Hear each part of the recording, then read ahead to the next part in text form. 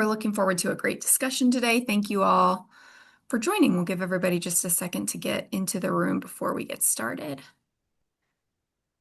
Looks like people are still kind of flowing in here.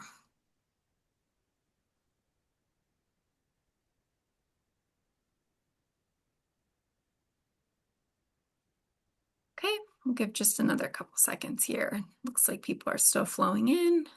Thank you all for joining us today. We'll get started in just a second here.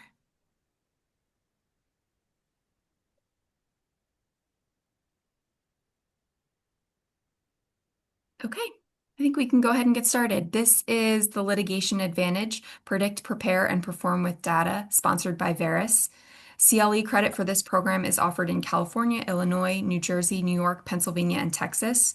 You'll receive the link to submit for CLE credit at the end of the webinar in the chat and later today in a follow-up email with the presentation materials. There will be 3 CLE code words provided in the chat throughout today's presentation. Please make note of these code words for your CLE credit. You can use the chat to submit any questions you may have throughout the presentation. We'll have time to answer them at the end. I'd like to introduce Mark Eveland to start today's presentation. Mark? Thank you, Allie. I'm Mark Eveland. I am the one of the founders and the Chief Strategy Officer of Verus. I have been kicking around the mass tort and class action world for about 30 years now. Glad to be moderating this conversation today, and I'm joined by 2 very accomplished individuals, Michael Coren, who is a member of Cohen Placitella Roth. Michael has been similarly involved in mass torts for many years throughout his career in class action litigation. He has served on steering committees advising across a number of different MDLs. Most recently and most relevant to this conversation, probably some of his recent experience in the PFAS and AFFF litigation, as well as the talc litigation, including a couple of major talc bankruptcy cases.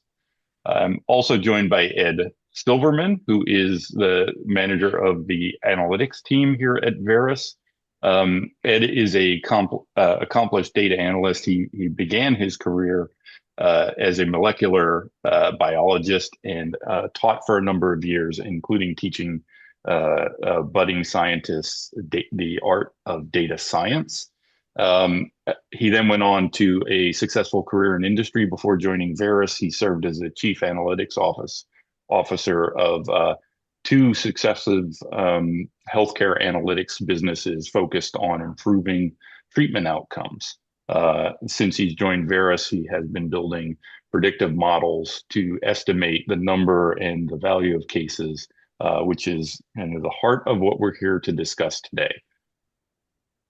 So, with no further ado, if you move on to the next slide.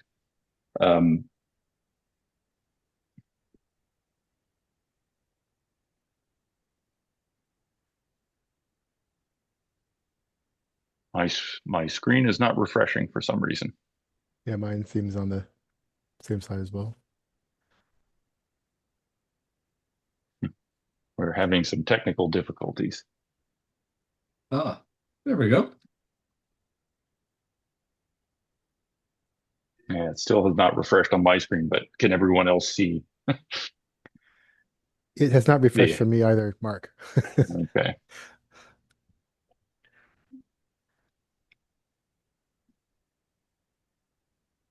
So I'll see if Ingrid's got it. There we go. So our objectives today, we want to cover a number of different topics. First off, how predictive modeling can be used to evaluate the strength of cases in a mass tort, and then how they can be used to forecast the case values and the prevalence and incident rates early on in the litigation.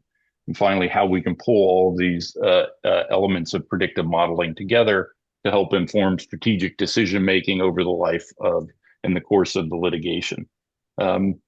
So with no further ado, I will hand it over to Ed Silverman to talk us through how these types of predictive models we're going to talk about come together.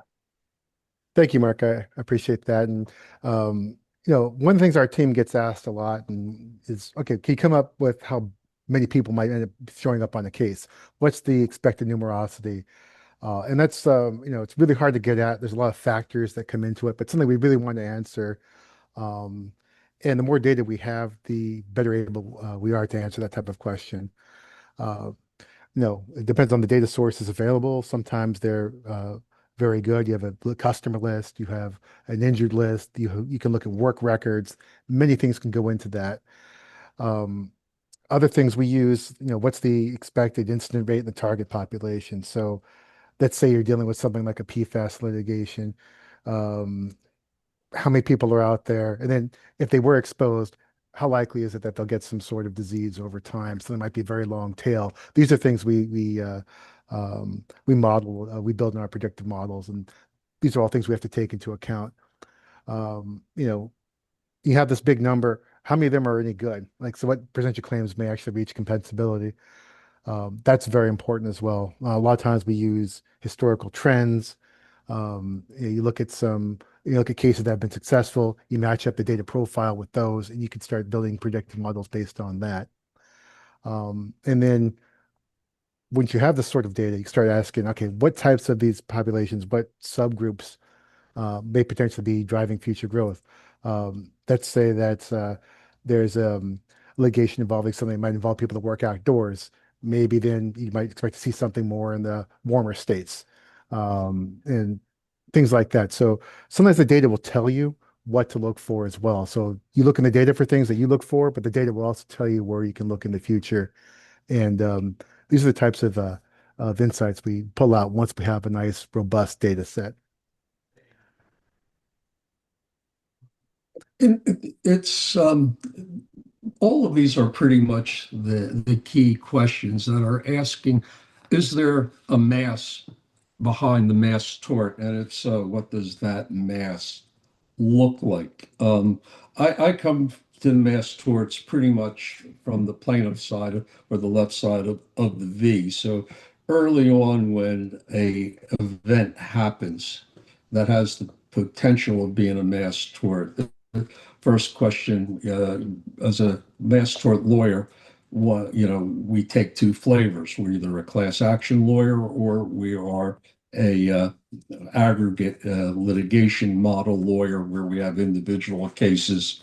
Um, Basically, often they don't merge, but in modern practice, they have merged. Class actions is just but one tool that we use. And first question we want to know is their numerosity. Is there really a mass behind there? And then the second is, what does that mass look like? And a follow-up question to that is this an acute event, a single event?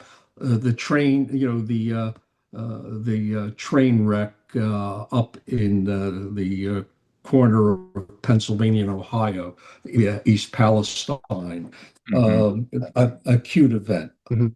PFAS, asbestos, or our classic long tail events where we are they're just going to constantly be refreshing the plaintiff pool. So in those situations, we want to get an understanding. If we could, PFAS allows us to build upon asbestos. When asbestos came out, people thought eventually it would come to an end. Little did they know about asbestos-containing products, Well, which we has still think asbestos will come to an end someday, Michael, but it's a lot yeah. further out than anybody anticipated. Right. Yeah, there. So, I mean, candidly, we were expecting in the beginning of 2000, maybe the 2010, to say sayonara to asbestos. No. So, in any event, these questions that Ed has posted up here really are the key ones. But we now, as I said, they have different applications, and they're going to have different applications depending where you are in the case. Are you at the beginning of the case? You're in the middle of the case? You're at the end of the case, or the ongoing portion of the case, or nowadays, are you in bankruptcy? The way I always look at what Ed and Verus and his kindred souls do is predictive modeling is a way of looking backwards to see forward. And there's a lot of, data science techniques that where we used to take guesstimates, now they're really putting data and numbers and modeling there with a pretty impressive accuracy. And let me pass it on over to you to go to the next one. Yes. That the We went backwards, not forwards. next one might be the new MDL rules slide. Okay. Oh, yes. Well, speaking of change of Yeah. foot, Michael, this is your bailiwick. I know this is a very recent change in the federal rules of civil procedure. So why don't you tell us what you think this portends for the future of mass torts, and in particular, how it may help support building better predictive models going forward. Yeah. Depending how you view this new rule, it's either institutionalizing what has been done for many years. Oh, hi, did I? Oh, back. Sorry, I lost the screen.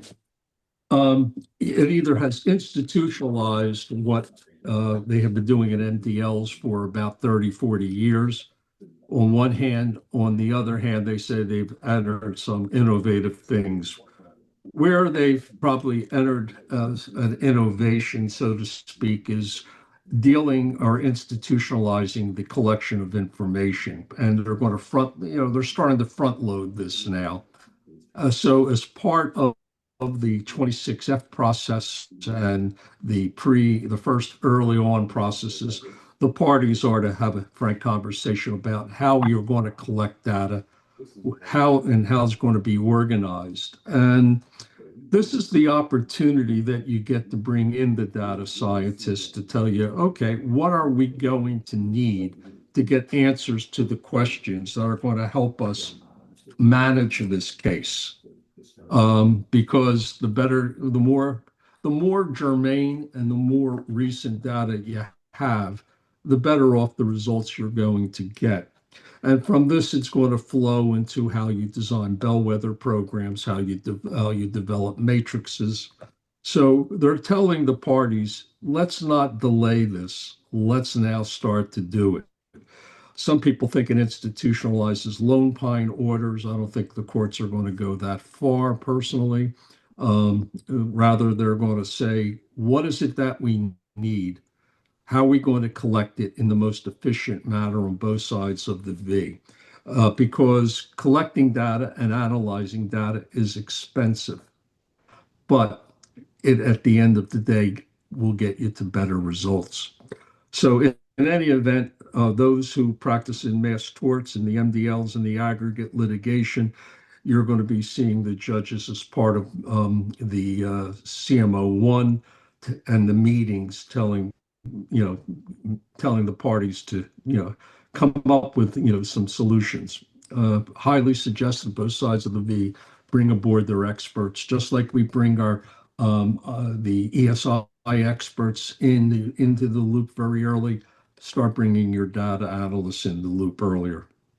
And the goal there largely being, in my view, Michael, to avoid those late surprises in the course of the litigation, so that you get your arms around both the number and the potential value of cases as early as possible, rather than finding out about it when you're already sitting down at a settlement conference trying to resolve the case.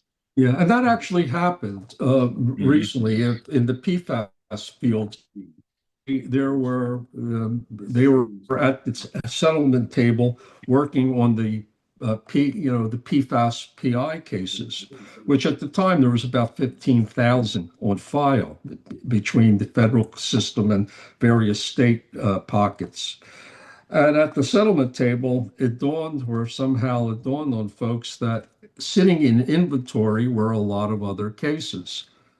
Judge Gergel was not particularly happy that from what he was hearing, that the numbers were going to be vastly multiples of what were on file. So he entered CMO 35. CMO 35 required anybody on the committee, which is pretty much all of the major players in the plaintiff side of the V, to file their inventories literally within 3 weeks. He then gave them an extra, I think, week or two to do it. And depending upon no one has given an official count, but the whispers are roughly about 100,000 cases. So it went from 15,000 to 100. So those are the type of surprises that the new rule 16.1 B3B is looking, to avoid. A similar surprise occurred in the Red River talc. That's the Johnson & Johnson bankruptcy, where there were, 20,000 cases pending. Then all of a sudden, two players showed up, and the numbers went up to 98,000. This is what the courts are now looking at. This is what the courts are trying to avoid, because the numbers in modern aggregate litigation get high, and they get high very, very fast.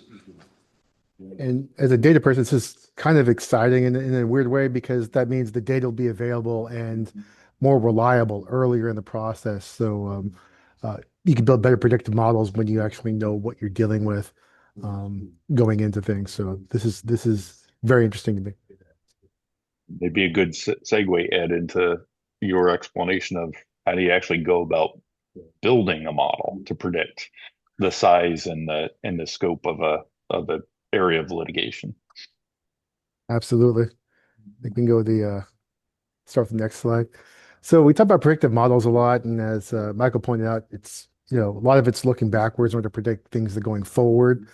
Now, the best models are, what we tell when we work with people, they're a statistically defensible prediction of the future. Doesn't mean that we're going to predict the future perfectly, but you can get pretty close. And the way they get better is if it's an iterative process. You build your model, you look at what the outputs are, and you say, does this make sense or not? Does it? You vet it as best you possibly can before finalizing it. You look at the performance, you get feedback from stakeholders, and then as more data comes in, or as you get the feedback, you iterate off of it and you make it better and better. So let's say there's a new litigation, and they're like, well, how many people might exist over the lifetime of this injury? There might be potential filers in the future. We look at all kinds of things to do this. We got to collect the data, and then get our heads around how many potential people are out there, and then how many might develop in the future by looking at things as various epidemiology, work records, and things like that. But the main point of this is that you got to get good data coming in. And that's, engaging an expert early will help with that. A lot of times we get things and they're haphazard, to say the best, and then it's really hard to build a model if there's fields that are missing. So for example, if you don't know the age of every single person in the litigation, all right, that could be a problem if you're trying to build a model using age as a potential variable. These sorts of things. And then we continuously want to refine the model as you get outcomes that come in, and you can start getting better at predicting attrition rate and success rate going forward, and get better over time. Sorry, Mark, go ahead. You raised a good point when you first started talking, Ed, about the accuracy of these models. The output of these models, as I've come to know them, isn't a specific number. It's not going to give you one single number that's going to represent the size of the population, but it's a range, right? It's a cone. Yes. I call it a cone of uncertainty. Right. And having data early on in the process helps you narrow that cone of uncertainty, is the way I think about it. Yes. And over time, as you get more data, you're able to narrow that in and narrow that cone down further and further, so the model becomes more accurate. Yeah, it gets more and more refined. It gets more accurate, and then if it gets accurate, or I should say, more useful. Yeah, more useful. And as that cone of uncertainty, as it gets narrowed down, you can start doing things like developing scenarios like, what if this happens? what does that do to my case? Is what does that do to the litigation? And stress tested in a way. Once you have a good model, you can do variations on it, and these are things that can become very handy for any number of people in the legal space. Yeah, the issue arises, once again, as I said, the cases, these cases have beginnings, middles, ends, and where you're at, the use of the predictive modeling takes on different contexts. At the beginning of case or of an event, both sides of the V share the same interests of getting their arms around it. From the right side, the defense side, they're always concerned about their FASB 5 reporting. How's this going? Is this going to be a material event? The accountants like to take a look at it. From the insurer's point of view, they're always concerned about IBNR, incurred but not reported levels on it. From going to the left side of the V, you want to, if you're a large mass tort practitioner, you want to know how to do your recruitment campaigns, your advertising. What are your targets? What does the case look like? And all of these go into the right. The old days we did it by the seat of our pants. Nowadays we turn to experts who do model it to help us figure out where the road, where to go is. One of the questions I saw that flashed by is like, where do you start? Okay, and this is a good time and where do we start to get the information? Well, and to put a little more color on that, and Michael, this may be a question for you. The question really starts off with, are we looking at emerging risks, or are we the starting point really when there is active litigation and even an MDL that's been established? Or are you to inform your marketing campaigns as a plaintiff lawyer, are you out there scanning the scientific literature to see what could become a viable case and building models around that before you even recruit clients? Yeah, a great question. It reminds me of the famous the Marvin Belli story when he was accused of being an ambulance chaser. He told people he never ever was beaten to the scene by the ambulance. He was always there first. And there are candidly there are players on the claimant side who are monitoring events. They're looking at what's going on in the pharmaceutical field, medical device field, in the environmental field, and they're planning and they're doing this early on. And so the answer to that is it depends where in the industry or the legal industry you are at. If you're an insurer, you want to be doing it much earlier than when the plaintiffs are filing their complaints. Uh, Same with from the defense point of view. From the plaintiff's point of view, we want to get a handle on whether we want to devote resources to advertising. Sometimes you get a little bit of an interesting leg up. Camp Lejeune is a good example. And Camp Lejeune, as for years, cases were not able to get off the ground, often because of the horrendous North Carolina statute of limitations issues, and federal tort claim issues. Congress gave the bill to allow it to come, to these cases to be brought. They estimated there was going to be 1 million potential people who could qualify. So that gave the impetus for the advertisers to advertise. And if you make your memory go back in time, we were the number of ads seeking plaintiffs or advertising was unprecedented. I don't think it's ever been repeated again. But in any event, so we knew that there would be a rich source of cases. By the way, the estimate was a million, about 400 to 500,000 claims were filed and are still pending with the DOJ and Department of Navy. So once again, essentially, it's at the campaign level. One needs to know and develop the profile of what a claim is, and that is predicated upon the medical science or the engineering science. And from there, it goes to the modelers. So the question is, where do you start? You start with the science, you start with the engineering, and you go to look at the toxicologists, the engineers. They'll tell us what the claim looks like. And And then then from there, you maybe, start collecting data because yeah, like my team, when I go with them, I say, hey, where's the new thing? Where's the data? All right, well, let's look at the definition of a specific litigation and figure out what data we need to pull, whether it's medical claims data, if it's job records, if it's something else, if it's water table testing, that kind of thing. Anything can be used as the input to start off with, try to define what a data set might look like. But in terms of the model, again, you want to gather the data first and then start building the model after that. right.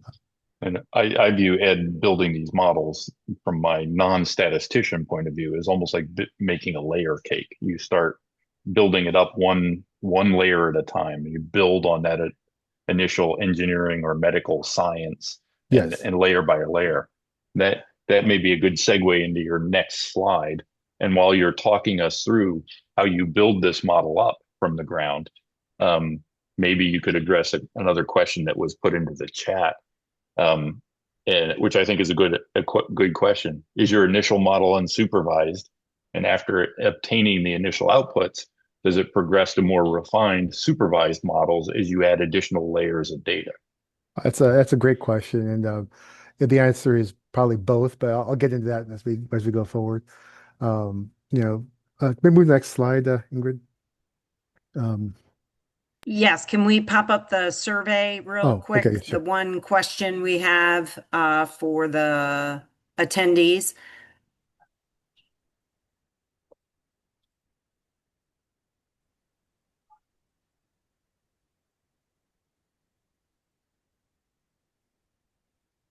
I know I'm very interested in learning more.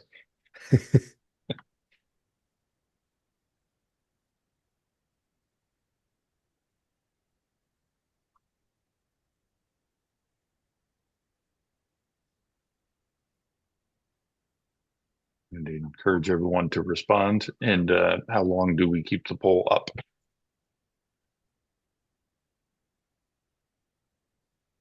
There we go. So Ed, moving All right. along. Thank you. Yeah, so to go back to that question, I'll go through these in more detail in just a bit. Yeah, we're starting with something where we don't really know exactly what the inputs might be. We definitely want to let the data tell us what that is. So more of an unsupervised thing, like what correlations might exist with the outcomes, and then from that, all right, here are these three factors that you really want to feed into a model. But in ones where we're more familiar, of course, as you, I guess, had hypothesized, we'll know, okay, you throw these three things in because we know how this model works, and there's a well-known epidemiology, and then you can do a regression type of analysis or more of a, your more basic guided stats to, let's say basic, but they're very important to get at what your prediction is going to be. Now, the first step, collect this data, figure out the total number of exposed individuals. That's just one thing, looks simple on its face, but it's, the a very large question trying to answer, and that's something we get asked all the time. How big is are the injured parties here? How much population might exist? What's the numerosity that might be in this? And that varies case by case. It's you can't just say, well, I'm going to use this model for reuse it for something else because everything's different. It could be acute, as Michael's pointing out, or it could be something with a really long tail, something that existed, one day. It could be something that existed for 50 years. And you have to figure out from there, you get that information from the engineers, from the medical scientists, and figure out what's going on there. Let's say it's some sort of a um, an exposure, right? The years that a product or something might be out there that's known. Now, from there, how do you get the number of people that might be affected?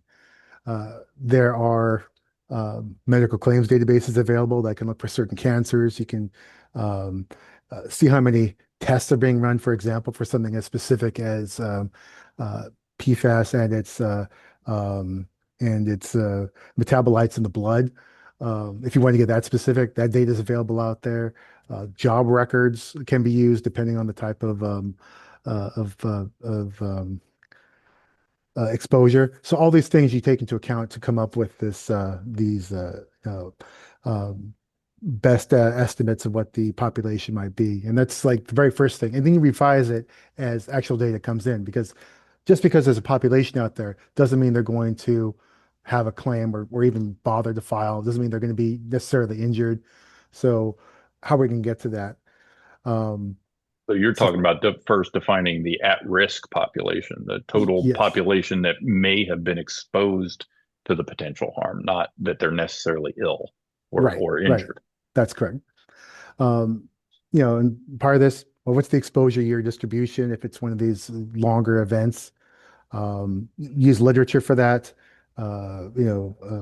When things start to be known in general, lots of studies are available on these things. And then, using statistics, you could infer the unbiased distribution of the exposure years by applying things like the Bayes rule to that. There's other ways to do it, of course, as well. And then once you see start getting some epidemiology, once you get your hands around what the injury is, if it's I'm saying epidemiology, if it's you have a medical injury there, um, you look at the exposure years and then you see, okay, what types of injuries might exist? Is there a latency there? For the next couple of steps. Um, what exists in the literature in terms of epidemiology? Because that will help you base your models based on what's already known, what's already in existence. And this is another case. And what may arise in the future as well, Ed? Absolutely, yes. Because once you have these epidemiology studies, you can build a curve, or curves may exist where you can think, okay, what might happen in the future, and then what might the total population look like in the future that could potentially develop this disease, and that helps you figure out what the potential future litigants might be for a population. Um, and then the same type of data can be used to figure out what the latency would be. Because unfortunately, with things like cancer, they aren't instant. They can have very long tails. You can get, PFAS in a young firefighter, and this person might get it 20 years later or even longer. So um, these are things that have to be accounted for in the model as well as best you can. And like I mentioned on the last slide, this is a feedback loop. So as more data comes in, that latency model can be refined and made better. Um, then next, you take your model and you look at what other types of modifiers might be there. Maybe there is a heavy exposure versus a light exposure, a longer exposure versus a short one. Um, and how does that affect everything? And there could be things that you haven't even thought of. That's where an unsupervised learning would come in, like, oh, did you know that people in this state in particular and of this age have something? There might be something to look at and more there. Um, and occasionally we'll find things that we can add to the models from that. From there, you project the incidence over time to simulate all the types of onsets you have. So you have like a projection curve from that. And then from there, like you can figure out what your probabilities are. So if someone exposed to something at a certain level, you can get a number from that based on the past data. Maybe if you were exposed to a certain level of disease-causing agent, you'll have a 10% chance of getting that disease. Once we have those numbers, that can be used to figure out what the expected case counts are. When you factor in latency, you factor in exposure year, you factor in dosage, and all those things taken together, you come up with some curve, and you might end up with something like, well, we have on the right there. That's not a real curve, just to be clear, but it's a demonstration curve of at some point you'll have like a peak, And then if something goes off the market, they'll tail off over time, and things might have a very long tail because of that.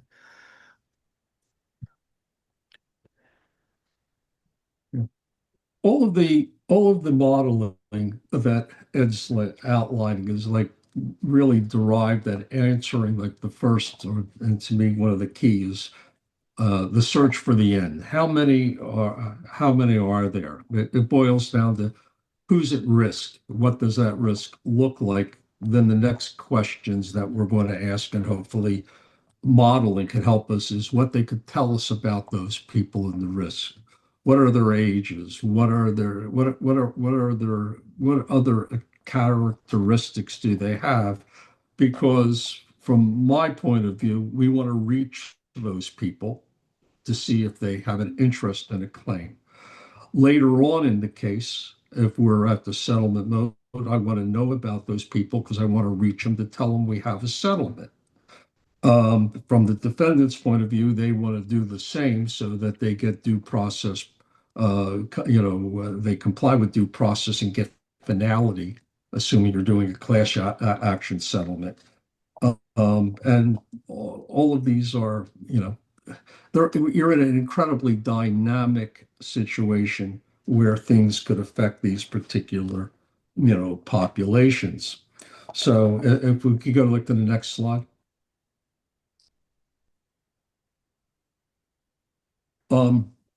As I said, all of these are driving us to get to where the numerosity and what the timing of the claims, so that resources once again, from the three factors, from the plaintiff side, the defendant/insurer side, and the court side, because they want to know how we are going to be addressing these claims, what kind of mechanisms to be putting into place, how to design, claims resolution facilities. A lot of the modeling and gathering the information and getting an understanding of the clients, both those literally present before the court, or if you're doing a class action where you've got a lot of cases that have a long tail, inventory cases, what are they, so that we could design two things. One, a bellwether program to see if we have to go to a full-blown litigation mode, what's going to be a winnable case, what's not going to be a winnable case, what are the numbers that are going to be derived. Bellwethers are not just to try cases and get, verdicts, be either defense verdicts or plaintiff's verdicts. They're designed to get information. And if you design the bellwethers properly, you get the information you need. We both judges and jurists and both sides of the deal tell you we learn little from the spectacular extremes, the defense verdict or the $2.1 billion roundup verdict. We learned that, we learned that the cases have risks, okay, there. But what about the middle? The great middle, because we're the heart of the cases. What are the values? What are the cases that are going to win? What is going to be the frequency of the win-loss in there? Also, you could get the structure, a compensation matrix that works. And of course, So is the goal there, Michael, to design a bellwether process that accurately represents the total distribution curve, which would involve segmenting the population appropriately? Yeah. Well, it depends what, candidly, what you want to do and you want to achieve. If you want to resolve the case, yes. And when you want to resolve the case, you really need to aim for the middle. Okay. And what is going to clear the volume or the middle of the cases? There's going to be opt-outs. Those who want to try their case are going to ultimately, as Johnson & Johnson, I think, now has to admit, after what happened in the Red River Tau case, you cannot cabinet it in. There are going to be people who want their day in the court for a multitude of reasons. They're going to get it.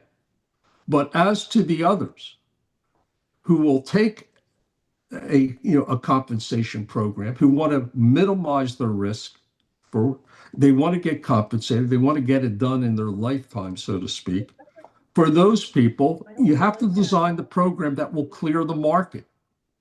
And you need, and if you just thrust numbers on them, it ain't going to clear the market. If you have numbers that are predicated upon what the needs of the claimants are, you are going to claim the market. Example, and Red River Talc, an issue that was, that loomed was, what about the liens? How do we clear the liens? Mhm. So if you offer a woman $250,000, because that's like value that, the estimators put, you have to ask, well, what will they take home? Will it pay for the lien? Well, the estimates and the liens when the homework was done is you're talking seven figures or multiple seven figures for the medical lien that is out there. Even allowing for negotiating the lien, it's still a significant factor. Okay. Once again, if you're blindly negotiating it, you're going to have nightmares on the back end. You need to get the information. So part of the information, in a lot of these cases, looks to what the liens are going to be on there. And it's and the old days, asbestos, didn't have lien problems. Well, those days are long Yeah. gone. Welcome to the Yeah. modern world. So, as I said, it is a dynamic situation. So there's a lot of advantages of people, getting together and getting a set of numbers that makes sense. You all need to be, greatly working, if you can, on the same set of numbers. And from there, you make your predictions, you make you model it, and you calculate what your risks are. This is, mass tort, unfortunately, is becoming big business. Part of big business is it's data driven. And being data driven, you need to get on both sides of the coin, need to get sets of data and decent modeling techniques on here, or else you're going to fly blind and you're going to have failed claims, administrations. Even when you're in earnest trying to predict it. For example, let's go back to the granddaddy of mass torts, of modern mass torts, Diatrug. Diatrug settled for $3.75 billion. Guess what? We were short. They had to come up with another billion to clear what they called Diatrug 2, because they didn't, there were basically two tranches of plaintiffs in there. Roundup is another case where there are multiple tranches, unfortunately. And when you have a product still in the market, they're going to keep on coming.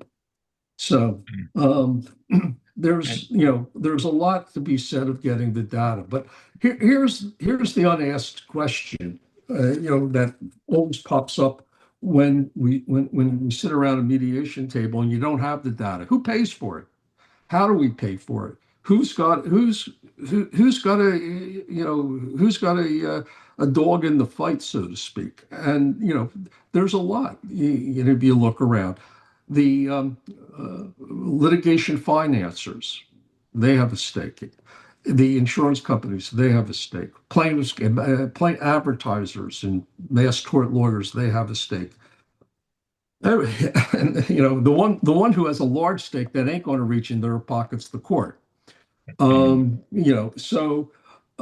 just so people walk away saying, hey, these are good tools. This is what in the next 10 years we're going to be. How much money are we talking about, Mark and Ed, to really, to get into one of these projects? That I think the short answer to that is it depends. Yeah, I hate to say it, but yeah. and it largely depends on the quality of the data that's available.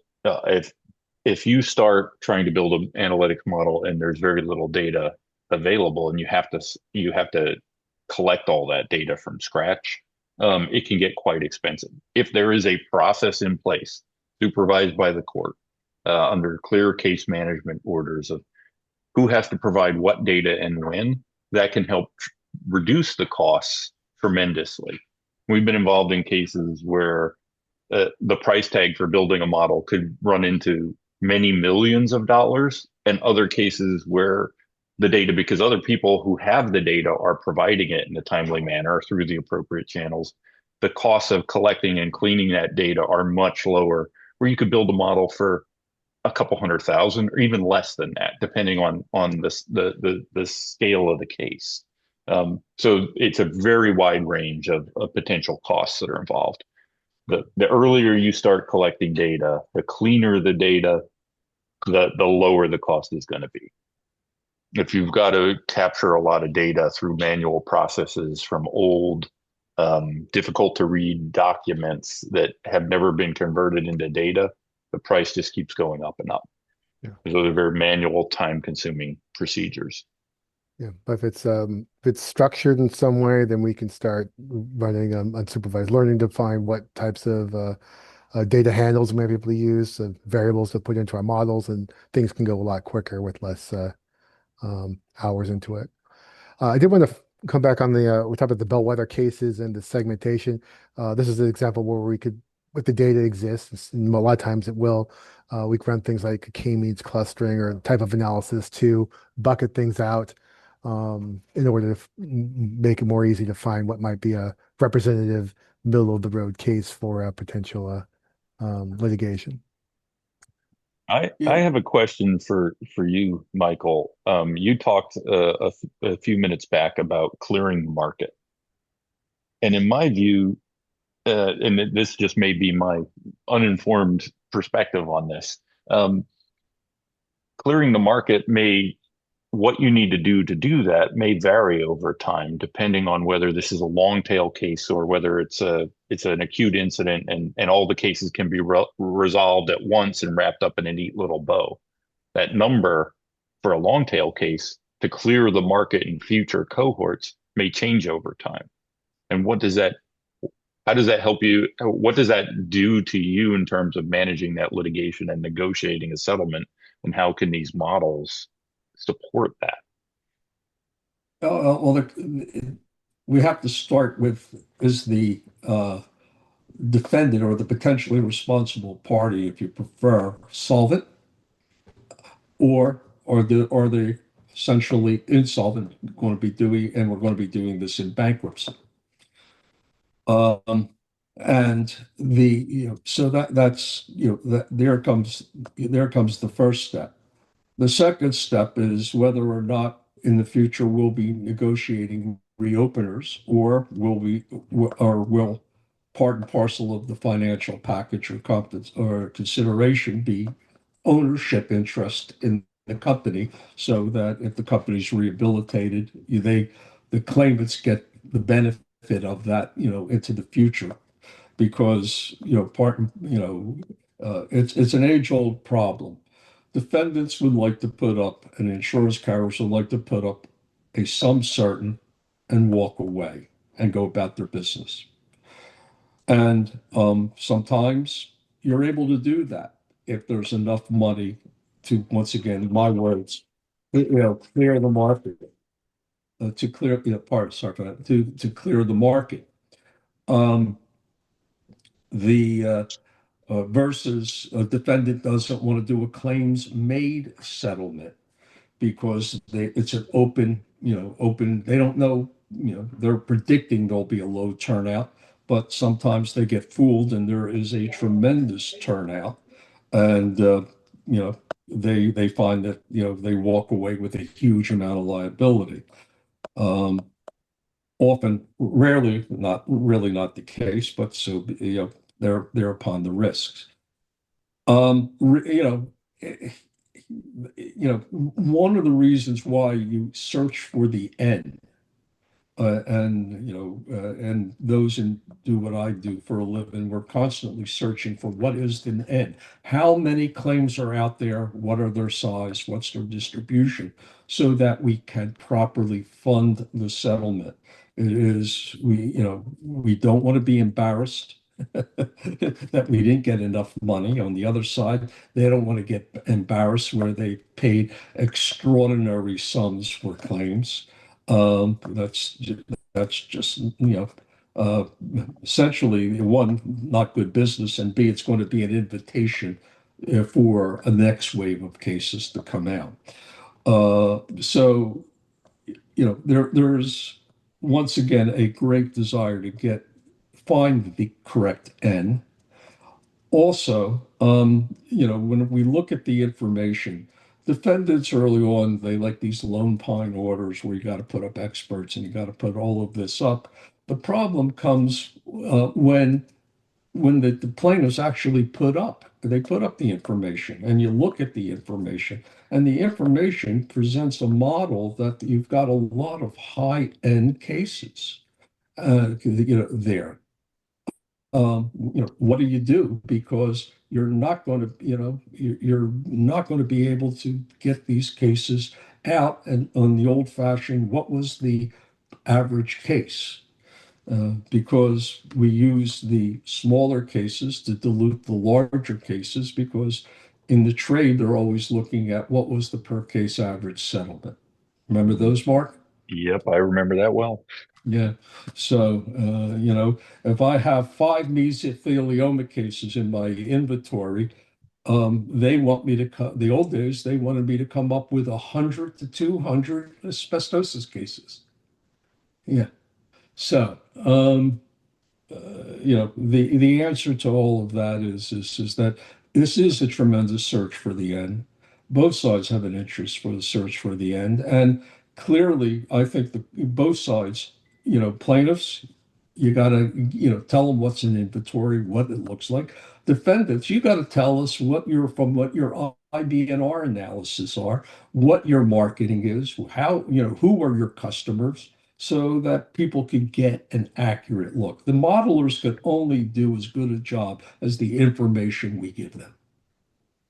So if we're going to look backwards to look forwards, both sides of the V got to come to grips with this. And I think that's a great point. It's the old adage, garbage in, garbage out applies to a tremendous degree here. The model's only going to be as good and as useful as the data that you can feed into it to train that model. Going back to the question of how do we have to account for long tail cases in these models? That adds another layer of complexity in my experience, in that if insurers and defendants are looking to put a sum certain into a settlement fund and walk away with a release, the modeler has to take into account, well, how many claims are going to arise over what time horizon? What's the cash flow needs to support those payouts as those claims ripen? What are expected investment returns of those assets that are put into the settlement fund to begin with? And what's inflation going to look like in the future? So you're adding just another layer of complexity when you're dealing with long-term liabilities like asbestos, like PFAS is shaping up to be, other toxic exposures that may persist out there in the marketplace, even if the products stop being sold because of the latency periods we're dealing with here.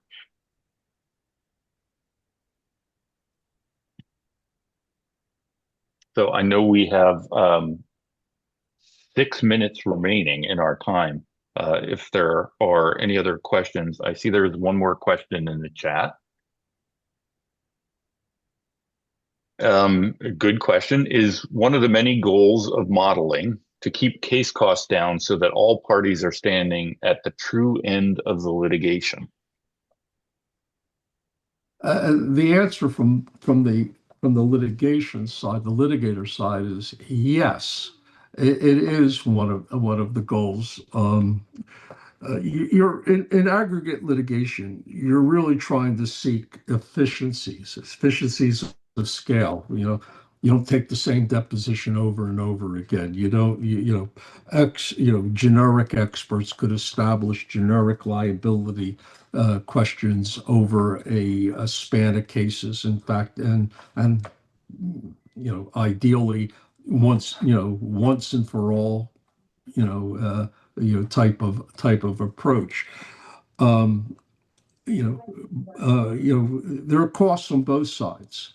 The costs are expensive to prosecute. The costs are expensive to defend. And to the extent that you eliminate the cost of prosecution or you reduce it, that affects what the defendant has to pay, and ultimately, in settling the case. From the same, from the plaintiff's point of view, if there's not enough of a pool of cases out there to warrant, or if my partner likes to say is the juice you get worth the squeeze. These are things early on you have to know. Understanding the end and understanding the characteristics of the end are, in modern mass tort are absolutely crucial. Absolutely crucial. So from my point of view, the answer to that question is yes. All right. I So think we have we've we have another poll survey to pop up, and then we'll go into Q&A.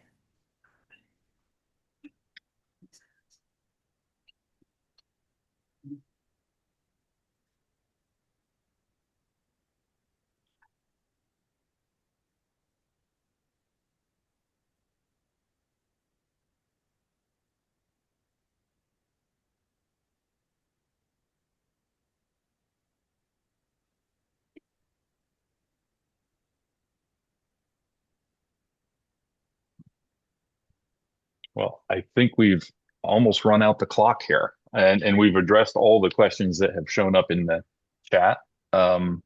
If anyone has any other questions, speak now or forever hold your peace. Happy if you want to reach out to any of us. I believe our contact information is in the materials that we presented. Feel free to reach out after this webinar is over to ask us any questions you might have that we didn't have time to address today. With that being said, I want to thank everyone for taking time to listen to us today, and wish you all a very happy holiday season and a wonderful and very productive and successful 2026. That's great. Thank Thank you. you. Thank you all for joining us today. Thank you to Verus for sponsoring this webinar, and to Mark, Ed, and Michael for leading such an engaging discussion. Perrin partners with Verus throughout the year to put on a number of webinars. So we just have a poll up for you now to just see kind of what type of content you might be interested in hearing about in 2026. You can look for an email later today with presentation materials and a link to apply for CLE. It's also in the chat here. The 3 CLE code words today were model, forecasting, and firms. Have a great afternoon, happy holidays, and happy new year to you all. Thank you. Thank you. Thank you all. Thank you. Thanks, Michael. Thanks, Ed. Thank you, everyone.